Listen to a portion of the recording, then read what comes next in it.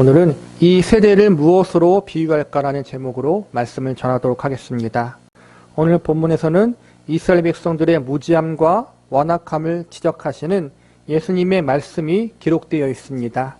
이스라엘 백성들은 하나님의 백성이라 불리우는 사람들이었고, 이들은 하나님이 자신들을 선민으로 택하셨다는 사실을 아주 자랑스럽게 생각하고 있었습니다.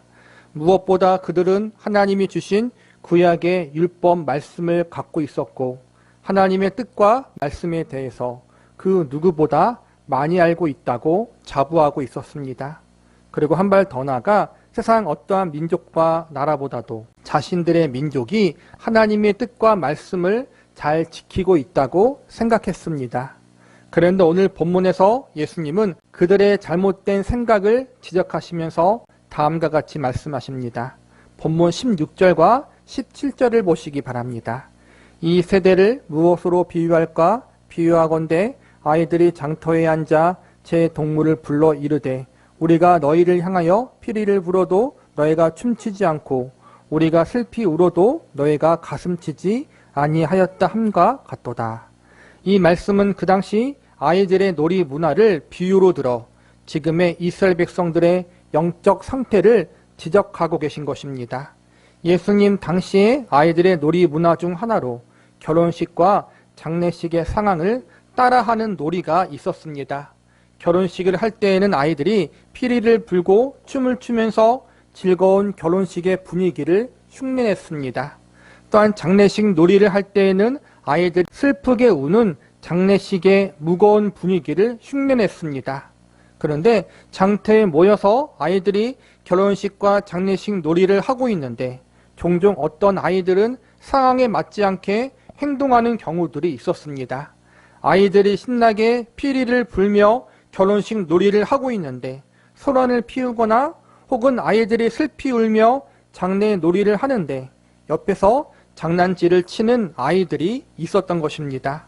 즉 아이들이 다 함께 어울려 노는 분위기와 상황에 참여하지 못하고 혼자서 딴짓을 하고 있는 이상한 아이의 모습이 지금의 이스라엘 백성들의 모습과 같다는 것입니다. 함께 기뻐할 때 기뻐하지 못하고 우려할 때 울지 못하며 친구들의 마음에 공감하지 못하고 있는 그러한 상황이 지금의 이스라엘 민족의 상황과 같다는 것이 오늘 이 비유를 통해서 예수님이 가르치고자 했던 말씀인 것입니다.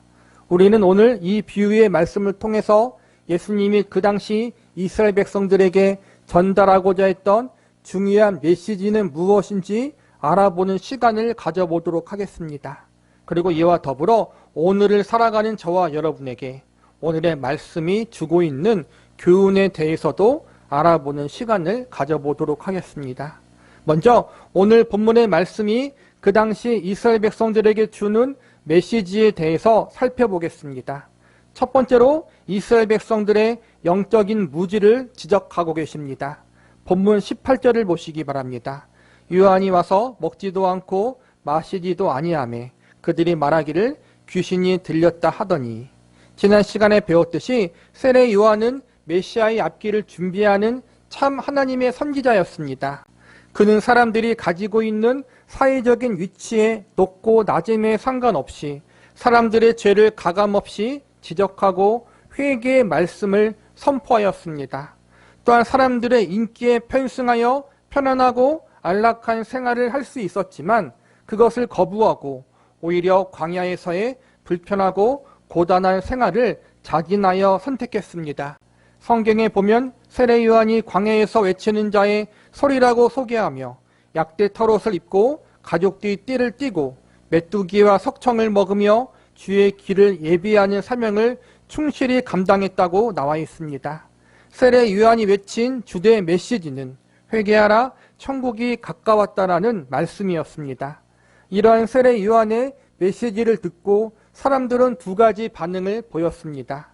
한 부류의 사람들은 자기들의 죄를 회개하는 반응을 보였고, 한 부류의 사람들은 세례 요한을 귀신 들린 자, 이상한 사람으로 여기는 반응을 보입니다. 세례 요한이 선포한 메시지, 회개하라 천국이 가까웠다라는 메시지 안에는 다음과 같은 의미들이 들어 있습니다. 하나님이 구약 성경에서 보내주시기로 약속한 메시아가 이 땅에 오실 날이 가까웠다. 하나님이 보내주시는 메시아는 천국의 주인이기 때문에 구원자이시면서 동시에 심판자가 되실 수 있다. 하나님 앞에 죄를 자복하는 자에게는 메시아가 구원자가 되실 것이고, 죄를 회개하지 않은 자들에게는 심판자로 만나게 될 것이다. 회개함으로 이 메시아를 만날 준비를 하라. 이처럼 회개하라, 천국이 가까웠다라는 이 세례 요한의 메시지 속에는 이러한 의미들이 들어있었던 것입니다. 그러나 그 당시 대다수의 사람들은 세례 요한이 선포한 말씀 속에 담긴 이러한 의미들을 알지 못했습니다. 대다수의 사람들이 세례 요한이 선포한 말씀을 이해하지 못했던 이유는 진짜로 그들 자신이 죄인인 것을 몰랐기 때문입니다. 자신들이 죄인이 아닌데 죄를 회개할 필요성을 느끼지 못했던 것입니다. 그 당시 이스라엘 백성들은 자신들이 하나님이 택하신 선민이기 때문에 죄인이라고 생각하지 않고 있었습니다. 하나님의 택함을 받지 못한 이방인들이 죄인이지 자신들은 하나님의 백성이기 때문에 의인이라고 여기고 있었던 것입니다. 오늘날 많은 사람들이 자신이 죄인인 것을 모르고 살아갑니다. 그러나 성경은 분명히 모든 사람이 죄를 범하였음에 하나님의 영광에 이르지 못했다고 선언하고 있습니다. 우리는 모두 다 하나님의 심판대 앞에 서게 될 날이 반드시 오게 될 것입니다. 그때 우리가 하나님의 심판대 앞에 섰을 때 나는 내가 죄인인 줄 몰랐습니다. 이러한 대답이 우리의 심판을 피하게 해줄 면죄부가 될 수는 없습니다. 그렇기 때문에 우리는 하나님의 말씀, 복음의 말씀에 귀를 기울여야 합니다. 회개하라, 천국이 가까웠다라는 세례 요한의 메시지에서 회개하라는 내용이 들어있다는 것은 이 메시지를 듣는 모든 사람이 회개할 것이 있는 죄인이라는 것을 전제로 하고 있는 것입니다. 천국이 가까웠다라는 메시지는 인간에게는 죽음이 반드시 찾아오고 최후의 심판이 있다는 사실을 알려주고 있는 것입니다. 오늘날 복음의 메시지의 내용도 동일합니다. 우리의 죄를 회개하고 예수님을 믿어야 구원받는다. 이 메시지 속에서 우리가 죄인이라는 사실과 회개하고 예수님을 믿어야 구원받을 수 있다는 사실을 깨달을 수 있어야 합니다. 성경은 지금 이 순간 은혜를 받을 만한 때고 구원의 날이라고 가르치고 있습니다. 즉 우리가 하나님의 말씀을 들을 수 있는 지금, 복음의 메시지를 접할 수 있는 이 순간이 회개할 수 있는 시간이고 예수님을 믿고 영접할 수 있는 은혜와 구원의 때인 것입니다. 지금 우리에게 주어진 은혜의 시간, 구원의 시간을 헛되게 보내지 말고 예수님 앞에 우리의 모든 죄를 회개하고 예수님이 주시는 용서의 기쁨과 자유를 마음껏 누릴 수 있기를 바랍니다. 두 번째로 이스라엘 백성들의 마음의 완악함을 지적하고 계십니다. 본문 19절을 보시기 바랍니다. 인자는 와서 먹고 마심에 말하기를 보라 먹기를 탐하고 포도주를 즐기는 사람이요 세리와 죄인의 친구로다 하니 지혜는 그 행한 일로 인하여 옳다함을 얻느니라. 세례 요한과 마찬가지로 예수님 역시 공생의 사역을 시작하면서 제일 먼저 회개하라 천국이 가까웠다라는 메시지를 선포하십니다. 세례 요한과 예수님이 선포한 메시지의 내용이 서로 같은 것처럼 보입니다. 그러나 조금 더 깊이 들어가면 겉으로 보이는 메시지의 내용은 같아 보이지만 그 안에 들어있는 의미는 조금 다릅니다. 세례 요한은 앞으로 메시아가 오실 것인데 그분은 구원과 심판의 주님으로 오실 것이다.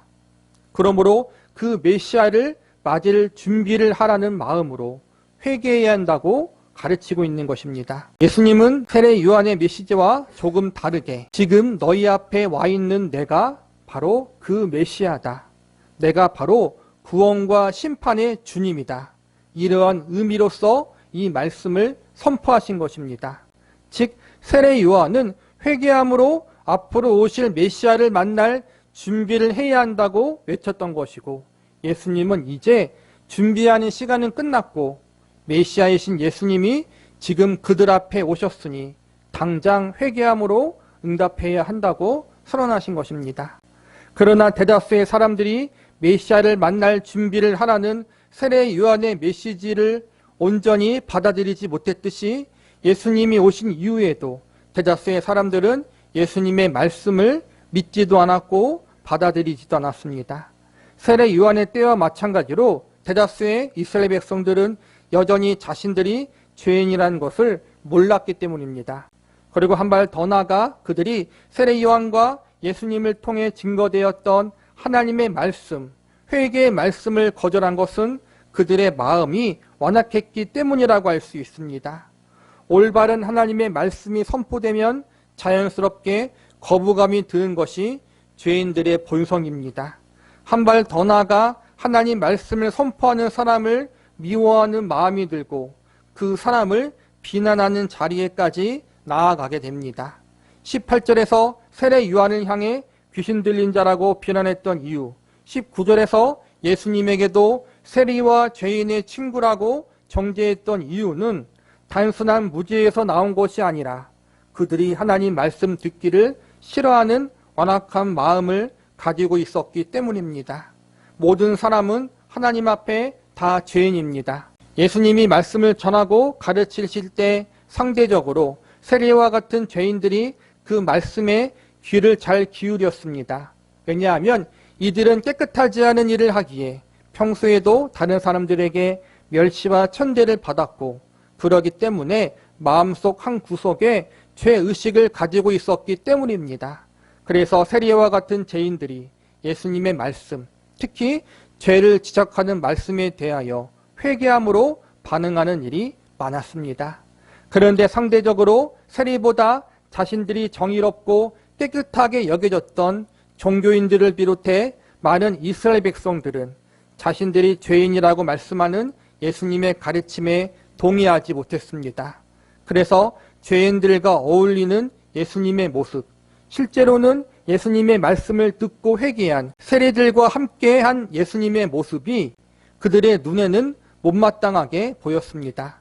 이러한 잘못된 시선에 대하여 예수님은 건강한 자에게 의원이 쓸데없고 병든 자에게 필요하다고 말씀하셨습니다. 즉 예수님은 의인을 부르러 오신 것이 아니라 죄인들을 부르러 오신 것입니다. 성경에서 약속하고 있는 메시아가 오셔서 자신들의 정치적인 억압과 육신의 가난으로부터 구원해 줄 거라고 기대했지 죄를 회개하라는 메시지를 전할 줄은 몰랐던 것입니다. 하나님이 예비하신 메시아가 오셔서 자신들을 세상을 지배하고 다스리는 위대한 민족으로 만들어 주실 것을 기대했지 그 메시아가 죄인들을 구원하러 오시는 것인 줄은 전혀 몰랐던 것입니다. 이스라엘 백성들의 생각과 기대와는 전혀 다른 메시지를 전하는 예수님을 그들은 신뢰할 수 없었고 그 메시지에 귀를 기울이기가 싫었던 것입니다. 메시아 되시는 예수님을 만날 마음의 준비도 하지 못하고 메시아 되시는 예수님이 지금 그들 앞에 와 계시는데도 그분을 거절하는 백성들이 예수님 보실 때에는 너무나도 어리석고 완악하게 보이셨을 것입니다. 그런 그들의 모습이 오늘 성경 본문의 맨 처음 이야기, 결혼놀이와 장례놀이를 하는 아이들의 상황을 공감하지 못하고 혼자서 다른 행동을 하는 어리석은 아이와 같다고 예수님은 지적하고 계신 것입니다. 오늘날 우리는 어떻습니까? 예수님 당시 사람들처럼 믿음과 신앙에 대해서 잘못된 오해를 하고 있지 않습니까? 성경 말씀과 전혀 상관없는 내가 바라고 내가 기대하는 하나님에 대한 이상적인 모습만을 추구하고 있지는 않습니까? 오늘날 기독교 상품처럼 소비되는 항상 웃고 있는 예수님의 그림처럼 나에게 항상 위로와 격려의 마음을 주는 평안의 마음만 주는 예수님만을 추구하고 있지는 않습니까? 물론 예수님이 우리의 참된 위로자고 안식을 주시는 분이 맞습니다. 그러나 이 모든 것이 우리에게 적용되기 위해서는 먼저 죄에 대한 자각과 회개가 있어야 합니다. 나는 죄인된 나를 구원할 수 없다는 사실과 오직 예수님만이 나의 구원자 되신다는 사실을 인정하고 받아들여야 합니다. 하나님과 그분의 말씀 앞에 바르게 선 자마다 공통되게 보이는 반응이 있는데 그것은 바로 자신이 갖고 있는 피조물의 한계와 죄의 심각성을 깨닫고 엎드려지는 것입니다. 구약의 이사야 선지자가 하나님을 만났을 때, 그리고 신약의 사도 요한이 하늘에 올라가신 예수님을 만났을 때 그들은 모두 엎드려져서 감히 고개를 들지 못했습니다. 그런데 오늘날 많은 사람들이, 특히 교회를 다니는 사람들이 이 부분을 애써 잊어버리고 나를 만족시켜 주시는 하나님만을 이야기하는 것 같아 안타깝습니다. 그저 허허시실 웃으면서 나를 반겨만 주는 인상 좋은 얼굴의 예수님만을 원하는 것 같아 마음이 무겁습니다. 우리는 우리가 죄인이라는 사실과 우리가 갖고 있는 죄가 얼마나 무섭고 심각한 것인지를 말씀을 통해서 깨달아야 합니다. 하나님이 그분의 가장 귀한 독생자 외아들 예수 그리스도를 이 땅에 보내시고 십자가에 매달아 죽이시기까지 하셨던 이유를 알아야 합니다. 예수님이 죽임을 당해 그분의 생명의 값이 지불되어야만 죄의 문제가 해결될 수 있을 만큼 우리의 죄인된 상태와 우리가 받아야 하는 죄의 형벌과 저주 심판이 얼마나 엄중하고 무서운 것임을 우리는 깨달아야 합니다. 시브리서 3장 15절에 보면 다음과 같이 선포하고 있습니다. 성경에 일렀으되 오늘 너희가 그의 음성을 듣거든 경노하시게 하던 것 같이 너희 마음을 완고하게 하지 말라 하였으니 죄인들은 모두 마음이 강팍하고 완고합니다. 그렇기 때문에 우리는 하나님 말씀 앞에 우리의 마음이 완고해지지 않도록 기도해야 합니다. 복음의 말씀을 듣고 우리의 마음이 강팍하고 완악해지지 않도록 하나님의 말씀을 거부하지 않기를 위해서 우리의 마음이 부드러워지기를 위해서 기도해야 합니다. 심령이 가난한 자가 될 수 있기를 하나님의 은혜를 구하는 사람들이 되어야 합니다. 우리는 모두 죄인들입니다. 그러므로 우리에게 필요한 것은 우리의 모든 죄를 용서하시고 사해 주실 수 있는 구원자 예수님이 필요합니다. 이 예수님만이 우리의 유일한 속량자요 구원자라는 사실을 믿음으로 받아들이고 예수님이 주시는 죄로부터의 참된 자유와 해방을 마음껏 누릴 수 있기를 바랍니다. 말씀을 마무리하겠습니다. 본문 19절을 다시 보시기 바랍니다. 인자는 와서 먹고 마시매 말하기를 보라 먹기를 탐하고 포도주를 즐기는 사람이요 세리와 죄인의 친구로다 하니 지혜는 그 행한 일로 인하여 옳다함을 얻느니라. 19절 마지막에 보면 지혜는 그 행한 일로 인하여 옳다함을 얻는다고 말씀하고 있습니다. 여기서 지혜는 복음을 이야기하고 옳다함을 얻는다는 것은 복음을 받아들임으로 구원을 얻게 된다는 의미입니다. 즉 복음의 말씀 모든 인간은 죄인이고 오직 예수님만이 죄인들을 구원하실 수 있는 유일한 구세주가 되신다는 복음의 내용을 믿음으로 받아들이는 사람이 지혜 있는 사람이고 그들이 하나님 앞에 구원의 은혜를 받을 수 있게 된다는 것입니다. 위에서 배웠듯이 우리가 죄인인 것을 몰랐다는 이유, 우리의 무지가 우리에게 심판을 면제받을 면제의 사유가 되지 못합니다. 마음을 완악하게 하는 것은 더더욱 하나님의 엄중한 심판을 피할 수 없습니다. 그렇기 때문에 우리는 하나님 앞에 겸손한 마음으로 우리의 무지를 깨우쳐 주시고 우리의 완악한 마음을 열어주시는 은혜를 간구하는 사람들이 되어야 합니다. 은혜를 구한다는 것은 우리 스스로가 죄의 무지와 완악함으로부터 벗어날 수 없다는 사실을 인정하고 하나님의 도우심을 간절히 바라는 것입니다. 내가 가진 그 어떠한 것으로도 죄를 용서받고 심판을 면제받을 수 있는 방법이 없다는 것을 인정하고 하나님께 우리의 모든 소망을 두는 것이 은혜를 구하는 믿음입니다. 오늘날 복음을 전하다 보면 많은 사람들이 하나님이 기적을 일으켜 주시면 믿겠다, 예수님을 직접 보면 믿겠다고 말합니다. 그러나 과연 그 사람들의 말이 진실일까요? 2000년 전 예수님 당시에 이스라엘 백성들은 예수님을 직접 만났고 그분의 말씀과 가르침을 직접 들었습니다. 그분이 베푸시는 기적과 이적을 목격했습니다. 그러나 대다수의 사람들은 이 모든 것을 보고 경험했지만 예수님을 거절했습니다. 예수님이 회개하라 천국이 가까웠다라는 이 말씀을 직접 전하셨습니다.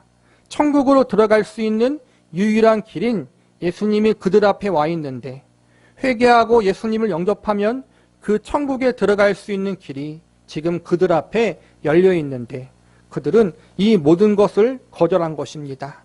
그만큼 인간의 마음은 복음에 대해서 예수님의 구원자 되심과 그 예수님을 우리가 철저하게 의지하고 의존해야 한다는 사실을 인정하기 싫어하는 죄인 중에 죄인들입니다. 결혼식의 기쁨의 노래에도 아무런 감흥이 없고 장례식의 애국의 눈물에도 아무런 반응을 보이지 않는 이 세대는 그만큼 영적으로 무지하고 완악한 세대라는 것을 상징적으로 알려주고 있습니다. 오늘 이 비유의 말씀은 과거 이스라엘 백성들에게 뿐만 아니라 오늘날 우리를 향한 경고의 메시지일 수 있습니다.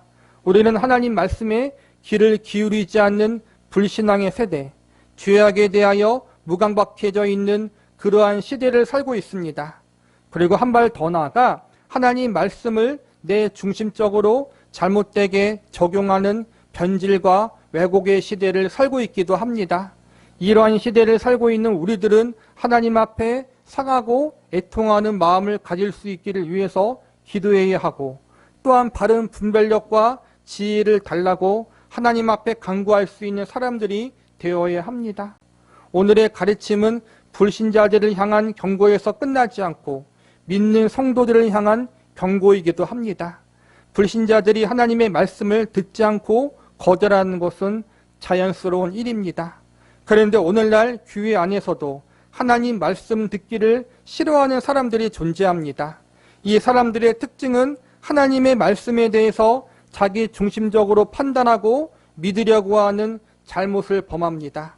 하나님의 말씀에 나를 복종시키는 것이 아니라 내가 원하는 대로 하나님 말씀을 끌어다 쓰기에 바쁩니다. 하나님을 만족시키는 신앙이 아닌 나를 만족시켜주는 거짓된 신앙을 추구하고도 그것이 죄이고 잘못인 줄을 모릅니다.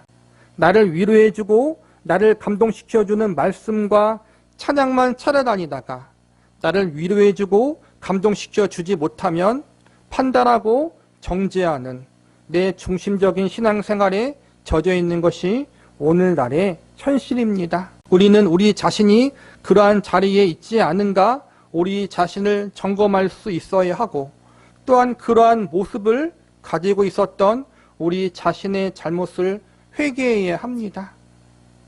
하나님의 말씀이 선포될 때 우리는 그 말씀을 내가 좋아하는 말씀만 걸러 듣는 자가 아니라 모든 말씀이 나에게 주신 말씀이라는 마음을 가지고 모든 하나님의 말씀에 온 마음으로 응답하고 순종할 수 있는 저와 여러분이 되실 수 있기를 기도합니다.